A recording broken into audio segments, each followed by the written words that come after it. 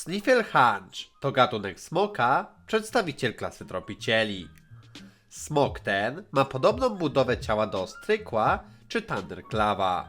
Tułów ma atletyczną budowę, wygięty jest jednak w przeciwieństwie do tych gatunków włók przypominający garb. Gad posiada również dwie pary łap, wszystkie zakończone dość długimi szponami, z czego tylna jest tylko nieco większa od przedniej.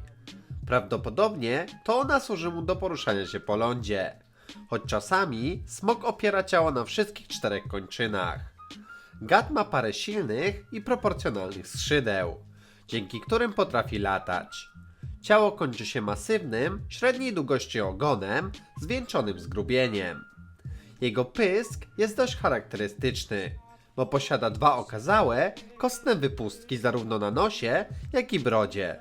Szyja gada jest średnio masywna i niezbyt długa, osadzona bardzo nisko na garbatym tułowiu, przez to smok, opierając się na wszystkich czterech łapach, nosi łeb bardzo nisko.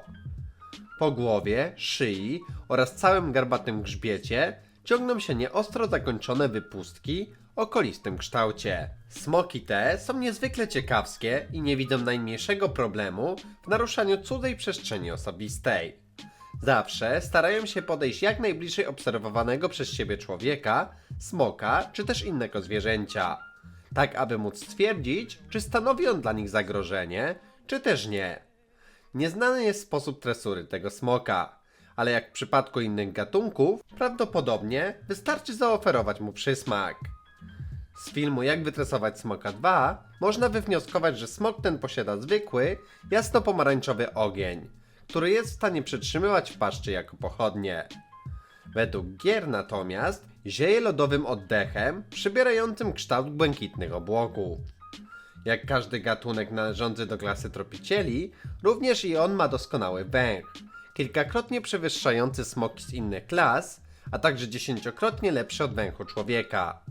Głównie z powodu tego zmysłu badają i sprawdzają nastawienie nowo przybyłych. A jeżeli dotarłeś do końca materiału, to zostaw komentarz o treści smoki.